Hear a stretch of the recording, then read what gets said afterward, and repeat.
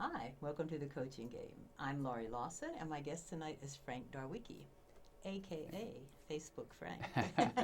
We're going to talk about that.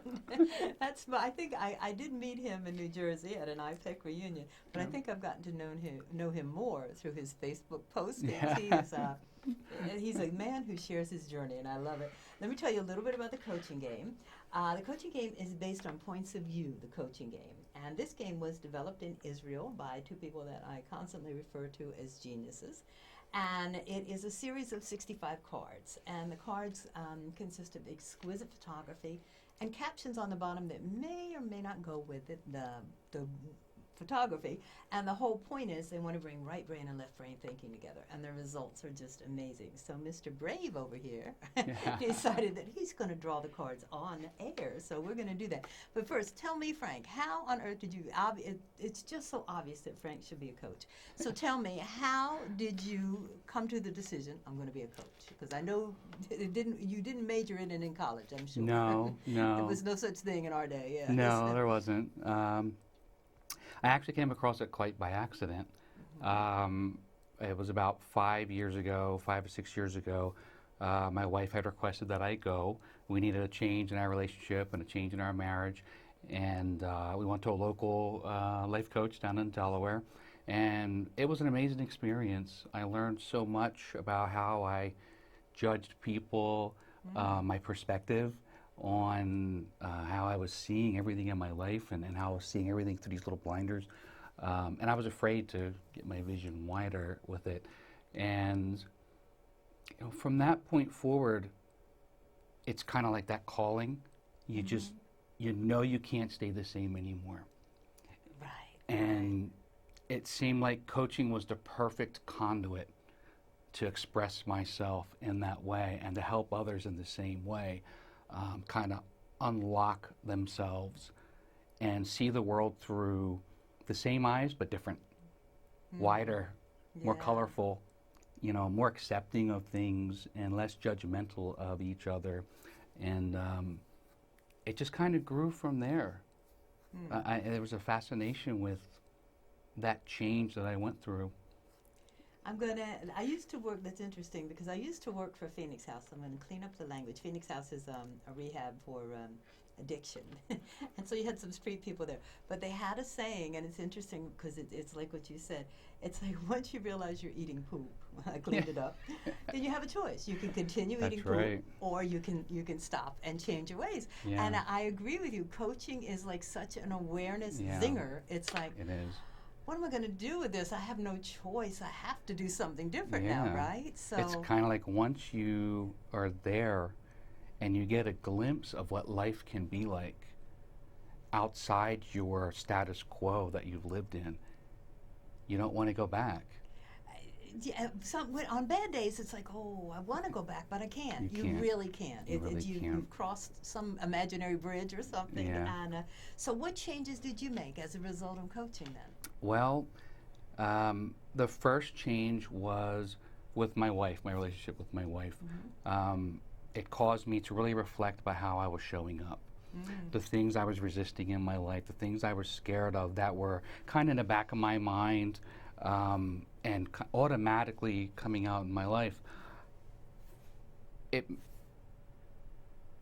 I know this was said in the movie, but it made me a better man. It made me want to show up better.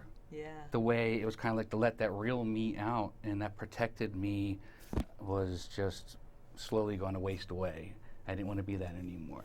Right, and we learn in coaching because Frank is an IPEC grad also, and anyone who watches his shows knows that I am. We learn that it's the voices are there to protect us, but sometimes they're obsolete. You really don't need the protection anymore, and you need to expand. That's right. But it's hard to do. It is. It's definitely been a roller coaster journey. Yeah. Since then, right when you think you've got it, and you're on top, we're like, I got it, I finally get it. All of a sudden, you find yourself back down, and that's your gut check. That's where you have to choose differently. Or in actuality, you may have it, but there's more to get. So Yeah, it's like, yeah. oops, okay, I got this, but there's another step. There's another step. That's right. Which Right. is a great way to live life. A little scary, always on the is. edge. Yeah. And I'm sure, I hope you take time to stop and enjoy it, you know, Yes. for a little Yes. bit. But Absolutely.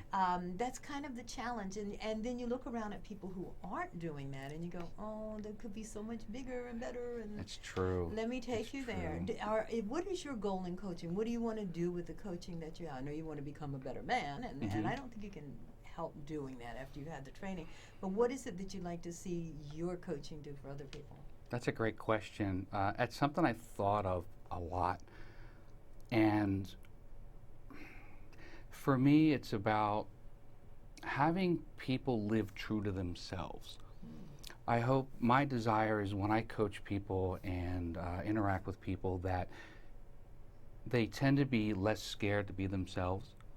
They start leaning more towards who they want to be instead of who they feel they have to be, Right. who they were taught to be. So less approval seeking and more really expressing who they really are, and realizing who they really are. I've worked with a lot of people who they have that memory of who they are, Mm-hmm. what they like, and what brings them joy in their life, and what's a passion of theirs. But for some reason or another, they have abandoned it or put it on the shelf in some way to please somebody else or to fit a mold or to be something. So I love it when people feel free to be themselves unapologetically.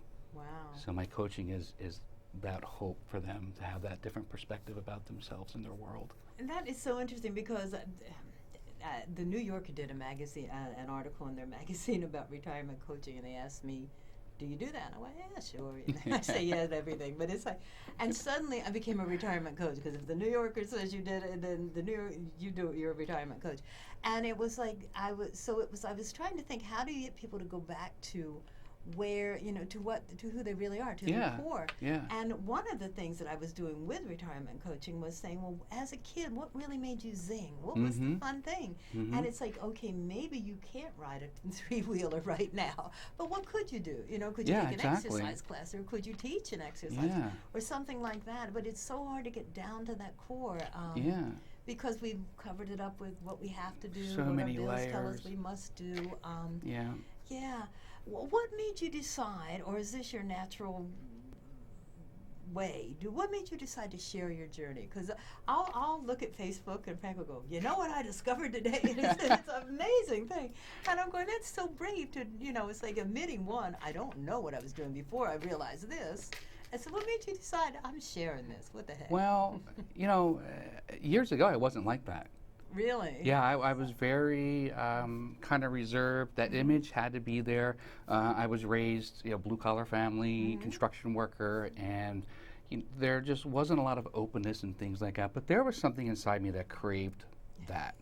And, I'm grateful for that journey. I'm grateful that I was an electrician, and I still am today. But I wanted to be that change. And one of the things that on Facebook I realized was if you really want true connection with people, and if you really expect somebody to be honest and open with you and get down to that core and that real you have to show up that way. You have to be that change in the world. And I love that quote, and it's something I do apply in my life every day. And it's when I feel like I'm showing up authentically and I'm showing up real me and I'm sharing these things, what I've learned is that it encourages other people to do the same thing. I love that. I don't know why that's not a part of training. I'm thinking if you're trying, and of course you all know when we started coaching, it was like, oh my God, I've got to be the perfect coach and I've got to have the perfect question. The whole image thing, Yeah, and if you're showing up as, I'm the perfect coach and there is no vulnerability, I will help you, then you can encourage the other person to become That's vulnerable. true. I love that. That's true. I believe in the attraction of energy. And when you raise your energy level, you can't help it. The other person is going to more or less raise with you. And unless they deliberately resist it for some way. But either way, as a coach, I can see that. And the more I show up in my authenticity, for lack of a better word, it's the relationships just they flow much easier that way. People tend to let their guard down with me when I'm with them because they know I'm not hiding anything. I don't have an agenda. I don't want anything from them. I want nothing more than for them to live the life that they want. And let's get rid of everything that's in the way, or overcome everything that's in the way if you have to. So I just had one of those aha moments that coaches live for. It was just like, okay, if you're both showing up and everybody wants to be strong and look good, then nothing's going to get done. So you've got to bring the authenticity to the table and hope someone will eat from it, and become that way. Brilliant. So simple. Thank you. It is simple. I wish I wasn't on air. I'd go home and ponder it right now, but I am, so we'll keep going here. So what we decided we're going to do is just draw some cards and see what words speak to it. I call these magic cards because they'll call you. So what card is calling you?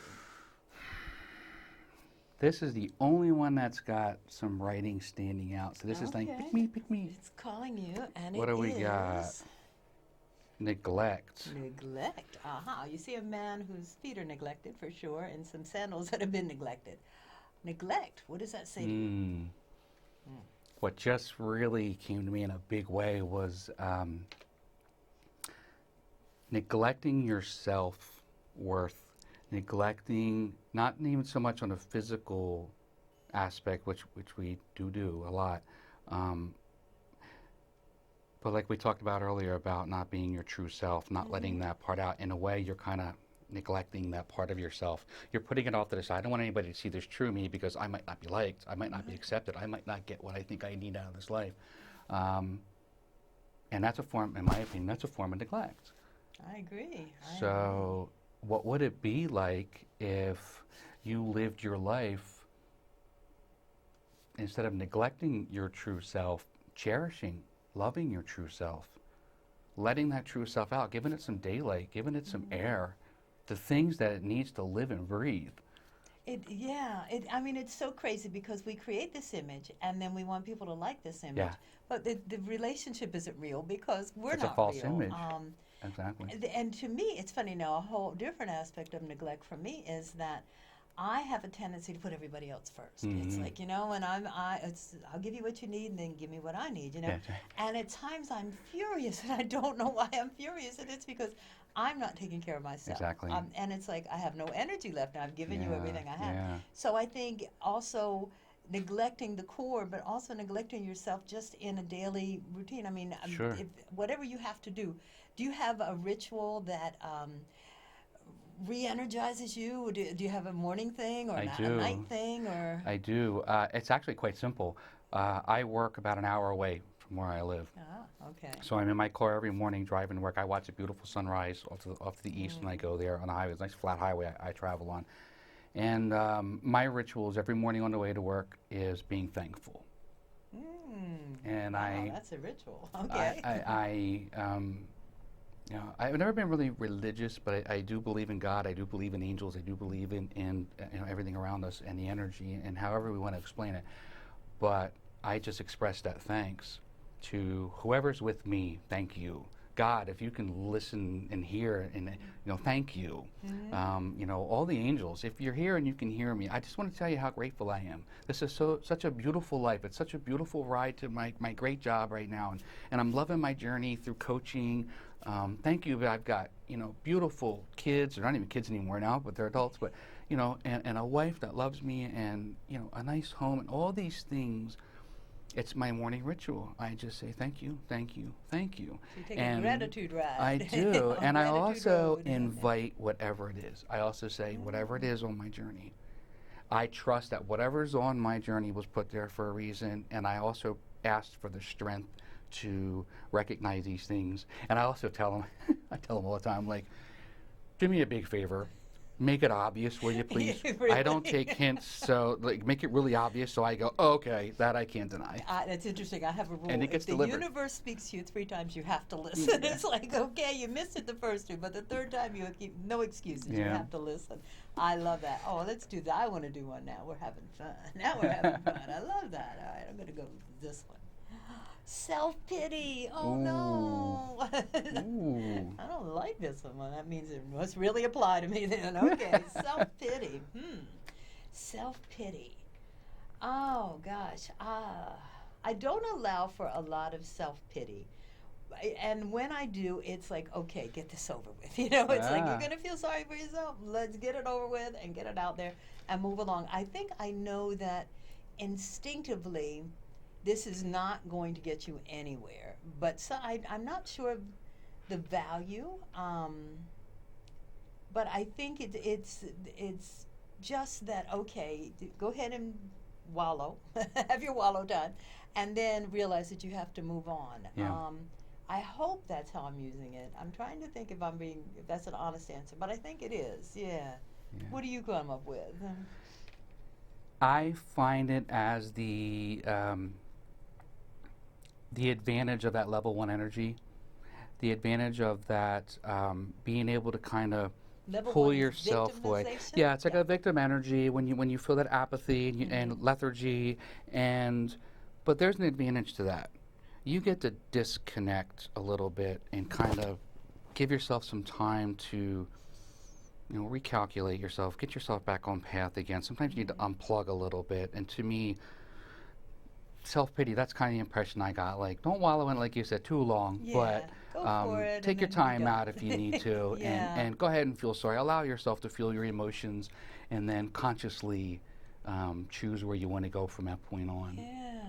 Boy, we're choosing some bummer cards here, but we're making them good. So We this are making is them cool. good. There's an upside to everything. There certainly is. You want to go for another one? I don't know. do. We need a happy card. We got another one here, right on the top. Reflection. Okay, reflection. All right. Wow. Yeah. To me, that's a big one. I believe that for you. Because that's to know how far I've come and where I was at. And it wasn't that long ago where I was, very small world. Everything had to be marked out for me, controlled. I didn't like the unknown too much. And I got to tell you, even reflecting right now, my son is actually right here watching us, and he's 21 now. But one story that I would say was a turning point in my life as far as reflection is concerned, we took him to the zoo, and it's going to choke me up. But we were walking along, and there was bears in the cage. And, of course, my wife and I were all fascinated with bears, my daughter. And my wife said, Frankie, look at the bears. He was kind of distant with us, and he goes, it's just a bear. There's lots of them. And that's when I realized just how much I was influencing my children and other people around me, and the influence I had on other people, friends, family, kids. Cynicism, negativity. And so when I reflect back on that, and it's a motivator for me to understand kind of where I don't want to be. But I'm glad I was there because it taught me to make that change. Now, was that a long time ago? Yeah, that was a long time ago. He was a child back then. He was probably about 5 or 6. And I just realized that people are watching. And, how am I Children showing live up? the life they learn, Yeah. And so that I love to reflect back and see how far I've come and then dream of where I want to be. I also reflect in the future, where I want to be. There's a whole philosophy. There's make it happen, visualization. Yeah, visualization, absolutely. The secret, which I'm not sure I love. But so were you aware at the time of that? Or are you in retrospect realizing? In retrospect now, yeah. At that moment in time, it did hit me. Oh, it did? Yeah, Okay, because my wife kind of looked at me when he said that, and I looked at her, and I sounds felt like awful. you, yeah. I felt awful. I thought, that's me. He learned that from me. And is this how I want to be? I didn't know how to change. Okay. So coaching was a great way for me to kind of start to make that change and be the man that I knew I was, that I had to figure out how to get him out. Yeah. Oh, that's great. You We know. just open all the doors Yeah. and tear down the walls, Yeah. the walls to the box, and all of that. Yeah. Oh, for me, this was okay. I think I'm going back to the self pity reflection. My goal has been for so long to meditate, and yet, and I do it in bite-sized chunks. 5 minutes, Laurie. That's all you got to do. 5 minutes. You can do. I can't do it. I cannot do it. If I sit down, it's like five things go through my head. Yeah. So I think I've started to realize that there are different ways to reflect. I, like most of America, had a gym membership for almost a year now, last August, and I never used the gym. And then suddenly it's like, you know what, there's a pool, 1 block within my block. And it's like, why am I not using this? And so I'm making myself do this every morning. And it's like, okay, this is fantastic because it is giving me time to reflect. I'm not sitting there going, oh, no. Right. And I'm never going to. I can I can accept that. But it's there are many ways to reflect. And it's like, I love that you take Gratitude Road to work, you know? Yeah. It's like, Every okay, day. this is a great way to do that. And I would encourage people not to carve out some kind of time, but not, it doesn't have to be so rigid, and it doesn't That's have to right. be whatever makes you. I remember I used to do needlepoint, and I loved it because it was the one, that and washing dishes. It's the one thing where I didn't need my brain. I could just do That's it, right. and you know, Yeah. and no Yeah. thinking aloud, and it was great. So whatever you can find that little niche Yeah. of just not thinking about the future or the past, or even now, you know, if you can just really get in it. I would say reflection comes in all forms. So I It like does. that. I It like really that. does. Yeah. It really does. But then when I'm in a not a good mood, I'm self-pity. It's like, why can't I? but I'm not in a good mood, so it's okay. All right, should we do one more? Yeah, absolutely. All Yeah, it's right. just fun. Let's see. Okay, it's my turn right now, and I'm going to get a covered up one. I want it to be have it. Initiative. Initiative. Aha. This is a light switch, and I guess you either turn it on or you turn it off. Yeah. Initiative. What do you think? The first question that comes to my mind is, are you going to take the initiative? Are you going to do it? Yeah. I mean, what's the bottom line with coaching too? You do all that inner work. You do a lot of self-reflecting and a lot of, visualization and understanding yourself. But at some point, you need to take the initiative and take an action. Right. You need to move, Absolutely. and that's a message for me to Keep moving. keep moving. Yeah, get it going at a higher speed, a higher energy now. too. Yeah. Well, I have to say, this was, he took the initiative for this viewing today because we didn't have this planned. It just happened to go. It was like, okay, let's do this. You're here, I'm here, we're going. So that was good. That's I a was good. like- It's like, oh no. But it's working. I'm having fun. Yes, I don't know it about is. you. I'm having a blast. Initiative. Yeah, I'm thinking that I hope you appreciate how difficult it is to take the initiative. Yeah, Simply because I do some absolutely. mentor coaching, and I have people who, they're required to do 6 sessions, and I have so many people who get to the 5th session, and I never hear from them again. Yeah. And it's like, oh, and that is simply a point of initiative. Once you get to the 6th session, then you really have to decide, what am I going to do with this Yeah. coaching? Yeah. And I think for some people it's too frightening. It's like, Yeah. oh my God, that means I don't have the support of the group. I'm on my own. They hit It the edge of their means- comfort zone. Yeah, And you're like, it's like, wait a minute. this is and getting too real. but like you and I know, it's grueling for that whole year. It's constant work and inner work and outer work and all kinds of work. And it's like, and you go, oh my gosh. So I love that you said if you're going to do all that, you got to take the initiative. Yeah, Why are there's- you doing There's it? no magic pill. No. There's no magic pill. But I hope you appreciate, and all the coaches out there who actually did all the work and got certified, and you even became certified in energy leadership, Yeah. which is a whole different level there, and another grueling bunch of work, but fun, I'm sure. That you should appreciate it because it's really, it's the beginning. I don't want to say it's the finishing of it. It's the Yeah. beginning Oh, of a yeah. whole new thing. Oh yeah. But as long as you keep the light switch off, and you don't turn it on, then Yeah. this is they're almost at the end, I guess. And I guess it's all a matter of perspective again. It really is. It's funny you say that because I believe everything comes down to your perspective. Oh, yeah. How you see yourself, how you see the world, how you see yourself in the world, how you view everything, all of that belief system kind of governs what we're going to feel and how we're going to show up and what we're going to choose. Yeah, So yeah, and yeah, I have a radio show called Coach Chat, and one of the things is change your view, change your perspective, change your life. And absolutely, it's just absolutely. it's really thought. I mean, there, Michael O'Neill has a whole thing based on thought. You know, Yeah, the whole thing is it's all in your head. it is. It truly is. And you can put anything you want in there. You can you can moan about not meditating, or you can go to the beach. It's much more much Yeah, more fun. yeah, But and so it's there's a lot of cool lessons going on. yeah. So tell me, I see on Facebook Frank every day at least once a day. That's how I found out that he was having trouble getting up here actually because I read Facebook. I'm going, oh, that's why he's late. Okay, but anyway, he likes Facebook, and you can find him at the bottom. Just look up his name, Frank Yeah. Darwicki, and there'll be marvelous quotes and revelations about things that he's learned for the day. I love connecting with people. Yeah, really, I do too. I like that. That's the fun part of it. But I hear that there's a big, what can I say, an IPEC Cup.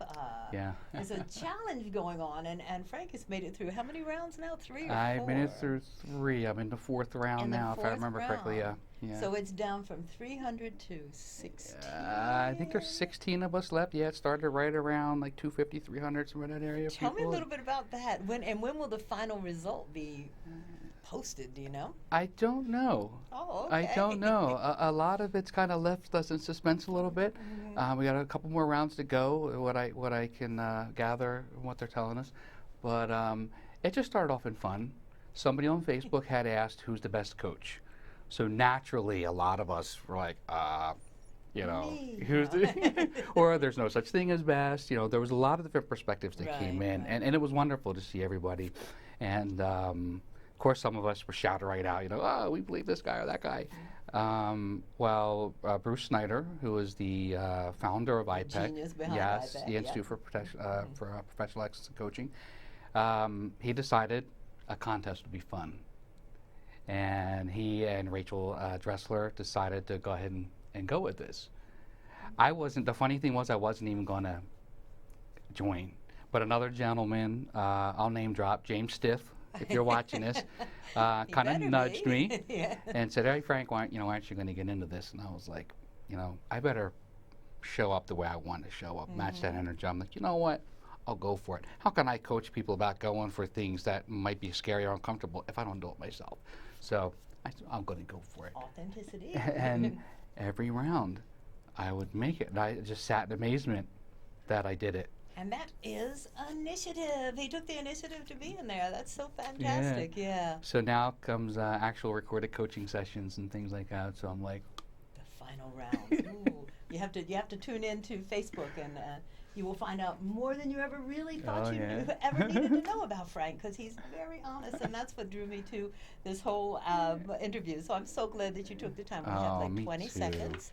And I just can only thank you for being a guest on the coaching game. It was so much fun. And I Had a love blast. that you had the courage to draw the cards. But thank you for my aha moment, because I'm going home and think about that right now. So thank you all for watching. And Frank, thank you for being a guest. Thank you. Thank you. It was wonderful.